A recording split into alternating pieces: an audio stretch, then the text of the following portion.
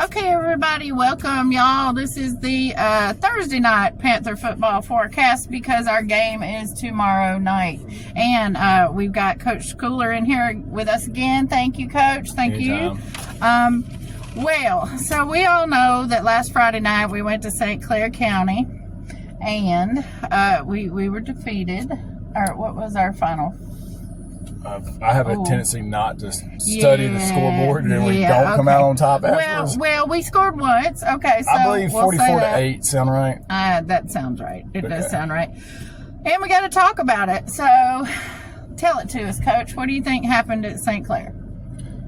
The most vivid or comprehensive explanation I can come up with is we did not go there ready to play. More specifically, what I mean by ready to play is on the first snap of the game, when the game was ready to go, we were not ready to engage an opponent and compete. I don't know if I would describe it as like I got to get in here, like walk into the pool slowly, get my feet wet, but that doesn't work in football. No, and we ready to go. Paid a hefty price for it. A little bit more of an analytical breakdown as far as what actually went on during the game. Turnovers. We had 3 turnovers in the first quarter. We did. And then there was a turnover on downs. We had a starting corner out. We gave up a touchdown, but player was in good position, was in phase.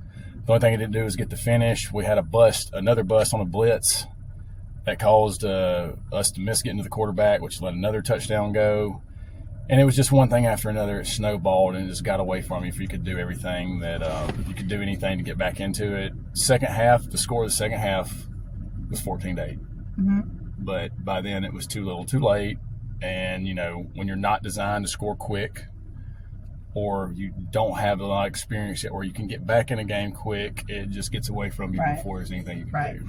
Well, I wonder because in watching it from the stands, you know, that first failure to defend and they scored, and then our first drive where we had the bad snaps, I think the whole team and the whole crowd went back to, oh crap, not again.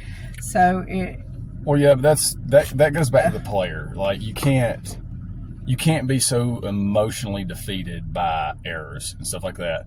And here's what's unfortunate. Like, a lot of people don't realize this. That was our backup corner who's playing for a guy that got hurt at practice last week. Like I said, the guy he was covering is already committed to Division I football team in college. Right. And obviously you saw him return that opening kickoff. He can run. Good team. Here's the thing. He was in position to make the play. Also, he jerked him down by the back of his shoulder pads, and we know how officials are good at catching offensive pass interference. They never get it. But, you know, we don't make those complaints. We had a chance. If we execute the blitz that was called on that play, quarterback never gets the ball off. Right. And we don't have to worry about a kid that's playing football for the first year since his 7th grade year trying to make a play on a Division I signee. Gotcha. Well, okay, but it's a new week, and tomorrow night is our next game, and we are on the road at Chilton County. Now, from not historically being from Jemison, from what I understand, since we don't play Thorsby this year, this is our big rival. Is that correct? This has always been our big rivalry. Thorsby was a little bit more of a rivalry. There was a big gap when we stopped playing them in the early 90s because it was an awful mismatch. It wasn't competitive for them. And then, you know, we brought it back in the mid-2000s.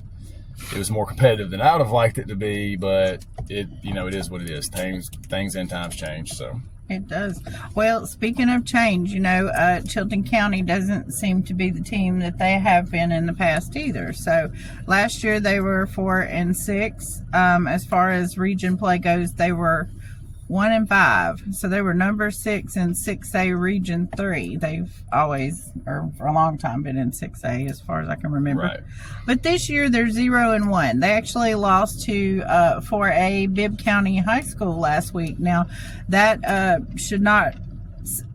I don't know if that should discount Chilton County at all, because Bibb County is a very good 4A team that went deep into the playoffs last year, and I actually want to give a shout out to Trey Hedrick. He's our cousin, and he's a sophomore at Bibb County High School. And he actually worked his tail off all summer, got the starting center position. So way to go, Trey. And Trey's grandpa and Big Red's grandpa played together at Bibb County High School. They were brothers. Gotcha. And Bibb County has the nickname Bloody Bibb. Did you know that? I did not know it was nicknamed that. Bloody Bibb. Well, that's what it was nicknamed in the 60s when my daddy played. And we have one of his old jerseys that's covered in patches of blood. So that might Yes, be accurate. that I guess that makes sense. But again, that was football 60 years ago. It was a whole lot different. Talk about, we were playing them 20 years ago because they were in our area when I played, so I can confirm that. Yeah, they're tough. They're usually a tough team. But so anyway, so Chilton County is 0-1. They're always physical. They've got a bunch of athletes. Like, oh my gosh, if you look on Max Prep, the team names just go on. And this is a rivalry. We're always the underdog. What is it going to take to beat them, Coach? Well, it goes back, the first thing that it's going to take is what I mentioned earlier that we didn't take with us to St. Clair County is we can't get in there and fill things out. You got to be ready to play and ready to match up and compete with the guy across from you, whoever it is by your assignment, first play of the game. The minute the horn blows off, right after kickoff, it's time to play football. And you can't, there's no, half-stepping at that point. That's the problem is you got to learn the game plan. The game plans are there. They're solid. You got to make the play. Another thing I would say is you mentioned Clanton being a little bit down this year. Maybe, possibly. I don't really like, coming from that standpoint and telling them anything simply because you also mentioned it's a rivalry game. It is. I don't care how down they are ready to play this They're one. always ready to play this one. That is true. That is absolutely true. And I did not say that to stir them up. No. That was not. I do not feel the way you said it was in any way, shape, or form. That thing. I'm not poking the tiger, Coach. No, I'm not going to do it. So, well, what do you specifically? How do you get these guys ready? Like, tell me your specific part in it. Are you the hype man? Are you the critique man? Like, what's your part? I'm more of a matter of fact type. I mean, I tell them the way it is. I tell them what it's going to take, and I don't try to be over emotional about it. Like, if getting yourself mentally ready to play is on you. I can't. Two things that coaches have told me through the years, and they've constantly run true, is like, no one's going to care more than you, and you can't force them to care more than you. That's right. And you can't control another person's emotions. Absolutely. Only they can. That's true. That's on the player. They've got to get ready to go. I believe they are capable. Definitely. I believe there were some that were ready to go last Friday night. I don't think there were enough. And I'm not saying from a preparation standpoint. I'm saying from a getting your mind and body ready to compete in a violent sport. Right. It wasn't there. Right. I believe we will be there tomorrow night. A big thing that's going to take is we've got to minimize turnovers and we've got to stop busts. So just a little bit more of an explanation. A bust is when you have a particular assignment and you don't even start it correctly. I consider there's three parts to play. There's alignment, assignment, execution, and finish. And that's how, if I grade a position out, that's how I grade it. Did you align correctly? Yes. Did you do the assignment? You only get a half-point credit for that from me because that's like writing your name on the test. Okay. I expect you to know that if you're in the game. Now, execution, I can be a little more lenient on. There's some things that can happen that make you have to adjust on the fly in the middle of a play, and the things don't work out textbook. That's another thing. Finish is more about effort. Did you play as hard as you could play until the whistle was blown? And it's going to take everybody grading out at about 90% or better. I think they can do it, but like I said, the onus is on them to do it. Facts.